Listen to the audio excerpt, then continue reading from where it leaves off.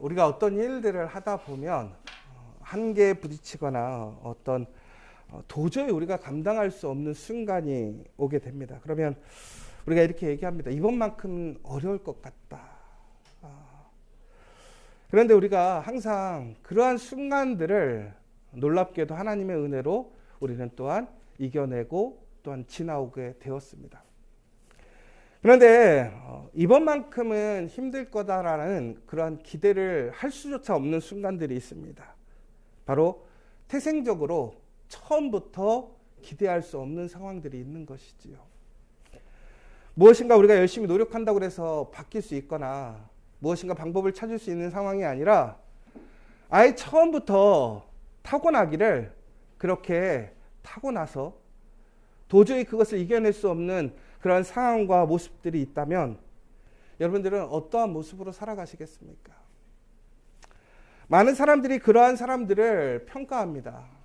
무엇이라고 평가하냐면 그 사람에게 죄가 있어서 그가 그런 죄를 받는다라고 생각합니다. 그러나 여러분 기억하셔야 될 것이 있는데 바로 우리의 한계와 태생적인 한계는 여러분 우리가 하나님께 벌을 받는 것이 아니라는 사실입니다.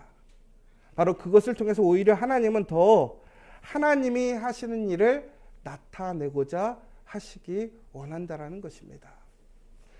여러분 우리가 이상적으로 생각하는 모습이 있습니다.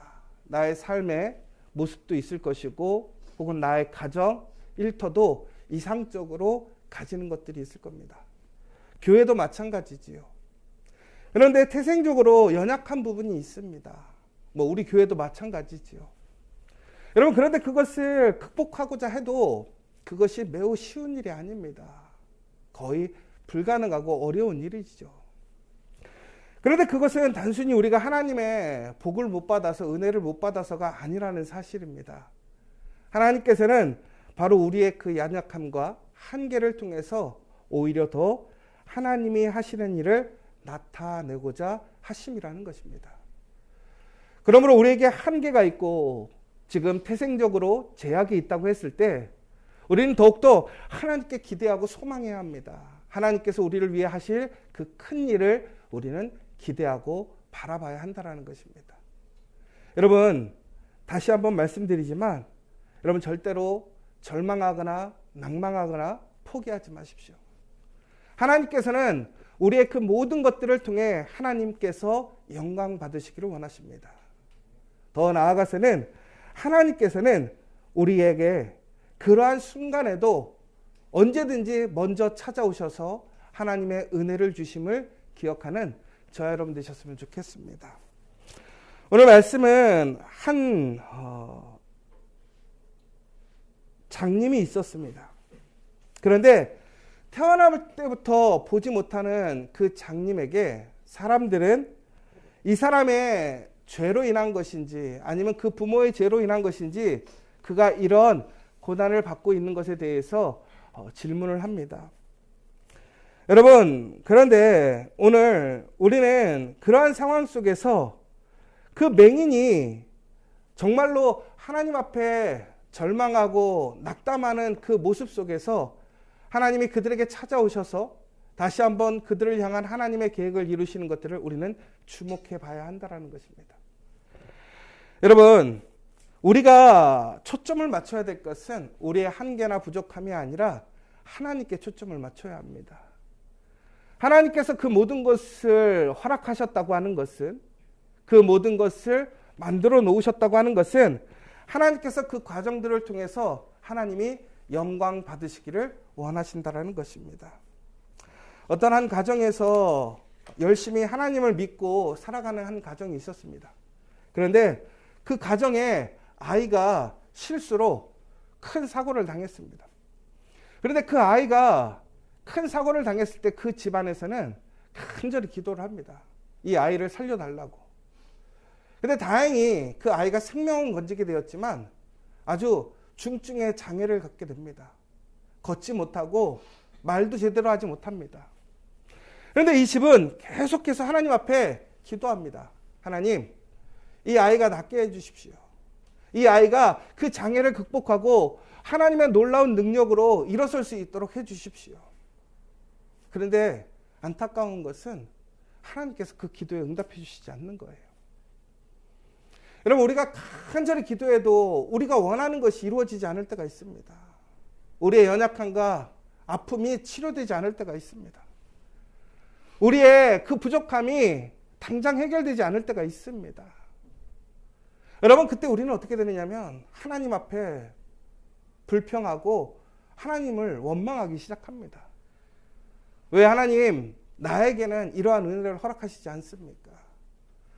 하나님, 눈먼 자를 눈뜨게 하시고 문둥병자를 고치시고 안진뱅이를 일으키시고 죽은 자를 살리셨던 하나님께서 왜 우리 아들만큼은 왜 살려주지 않습니까?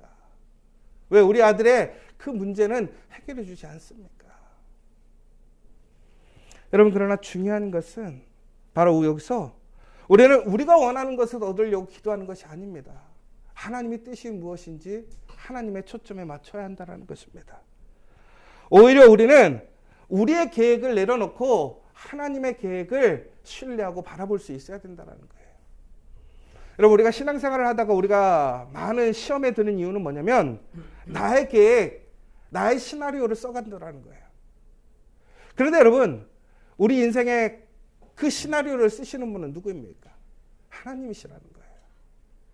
그러므로 우리가 해야 할 일은 무엇이냐면 이제 하나님을 원망하거나 불신하는 것이 아니라 그럼에도 불구하고 하나님께서 그 순간들을 통해서 우리의 삶을 통해서 무엇을 원하시는지, 하나님께서 어떻게 영광받기를 원하시는지 우리는 우리의 시선을 바꿔야 한다는 거예요. 여러분, 오늘 우리에게는 여러 가지 문제와 어려움이 있습니다. 한계가 있습니다. 극복하지 못하는 한계점이 있습니다. 그러나 하나님께서 그것을 내버려 두셨다고 하는 것은 다시 한번 얘기하지만 하나님의 그러한 시나리오가 있다라는 거예요. 여러분들은 이 사실을 믿으십니까? 하나님께서 분명하게 선하고 좋으신 하나님의 시나리오를 갖고 있다라는 거예요. 그러므로 우리가 해야 할 일은 무엇입니까? 그것을 견딜 수 있는 믿음을 달라고 기도해야 한다라는 거예요. 우리의 문제를 지금 해결하는 것에 응답이 없을 때 우리가 기도해야 할 것은 무엇이냐면 바로 그 상황을 견딜 수 있는 담대한 믿음과 하나님의 뜻을 분별할 수 있는 믿음을 달라고 기도해야 한다는 것입니다. 우리가 원하는 것을 얻기 위해 기도하는 것이 아니라 하나님께 포커스를 맞춰야 된다는 거예요. 그러면 하나님은 어떻게 하십니까? 우리에게 지금까지 우리가 기대하지 못했던 하나님의 놀라운 일들을 이루시겠다는 것입니다. 오늘 장님은 소망이 없었습니다. 그런데 예수님께서 그에게 찾아오셨습니다. 그리고 그를 눈에 진흙을 묻혀서 실로암이라는 곳에 보내게 됩니다. 여러분, 근데 거기에는 무슨 뜻이 있냐면 실로암이를 보냄받은 자라는 뜻입니다. 여러분, 여기서 중요한 사실은 무엇이냐면 우리가 문제에 초점을 맞추는 것이 아니라 하나님께 초점을 맞추고 있으면 하나님께서는 우리의 문제를 하나님의 방식대로 해결하시겠다는 거예요.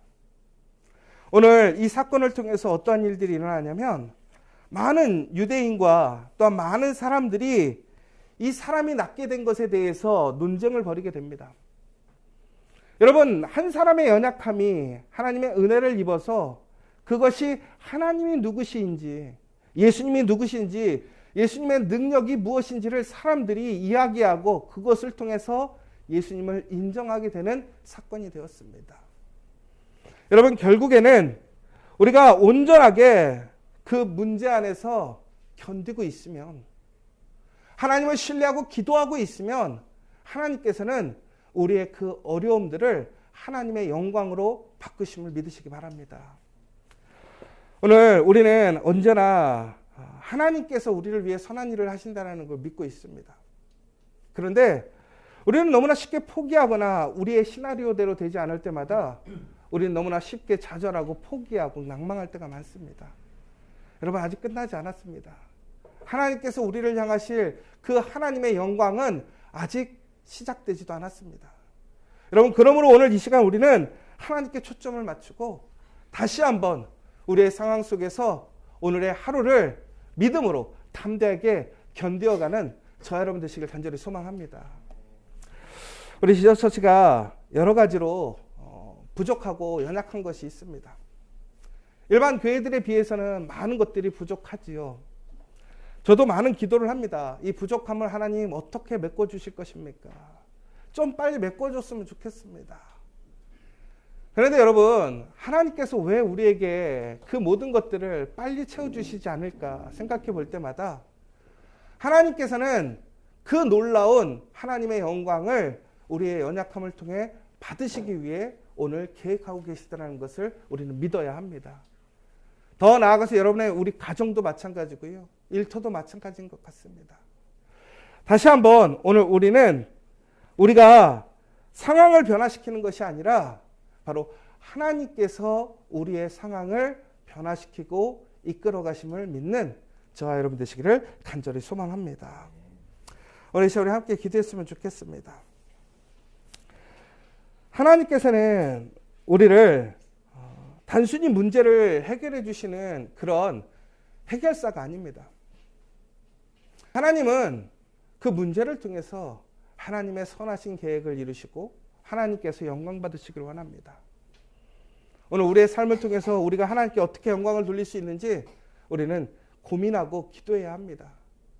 더 나아가서는 우리의 부족함과 연약함 속에서 우리는 그것을 포기하거나 실망하는 것이 아니라 끝까지 인내하며 하나님 앞에 기도할 수 있는 저 여러분들 되시기를 간절히 소망합니다.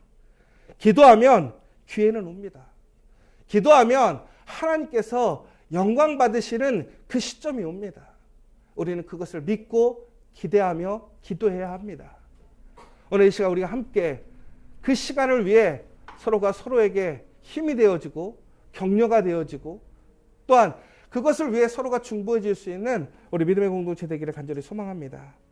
특별히 우리 이 40일 기도회를 통해서 여러분 진심으로 하나님께 초점을 맞췄으면 좋겠습니다. 나의 상황, 나의 능력이 아니라 하나님께 초점을 맞추는 이 시간 되기를 원합니다. 그리고 우리가 진정으로 하나님 앞에 그 기도의 원을 그리고 간절히 기도한다면 그 기도는 분명히 이루어질 줄 믿습니다. 이번 40일 우리 교회 안에 그 기도에 놀라운 열매가 맺히기를 원합니다.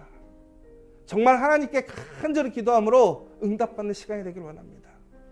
오늘 이 시간 다시 한번 우리 한 마음으로 기도할 수 있도록 기도해 주시고 무엇보다 우리의 상황을 통해서 하나님을 영광스럽게 할 수 있는 우리 믿음의 지체들, 우리 교회가 될 수 있도록 다시 한번 기도해 주시고 여러분들 간절히 하나님께 기도하실 것이 있다면 이 시간 다시 한번 기도하심으로 응답받는 시간 되기를 원합니다. 하나님 감사합니다. 하나님은 우리를 문제에서 구해 주실 때도 있지만 문제를 통과하게 하실 때도 있습니다. 더 나아가 우리의 모든 문제와 어려움은 하나님께서 하나님의 영광을 나타내시기 위한 하나님의 귀한 축복의 통로이고 과정인 줄 믿습니다. 오늘 내 상황이 변화되지 않고 내 문제가 변화되지 않는다 할지라도 먼저 내가 변화되게 하여 주시옵소서. 하나님을 신뢰하고 하나님을 믿고 끝까지 하나님을 바라고 하나님께 초점을 맞추는 우리가 될 수 있도록 인도하여 주시옵소서. 쉽게 낭망하거나 포기하는 것이 아니라 전적으로 하나님만을 의지하고 하나님의 그 영광스러운 그 복된 그 은혜에 참여할 수 있는 저와 우리 지저처치 우리 모든 성도들 될 수 있도록 인도하여 주시옵소서. 예수의 이름으로 기도합니다. 아멘.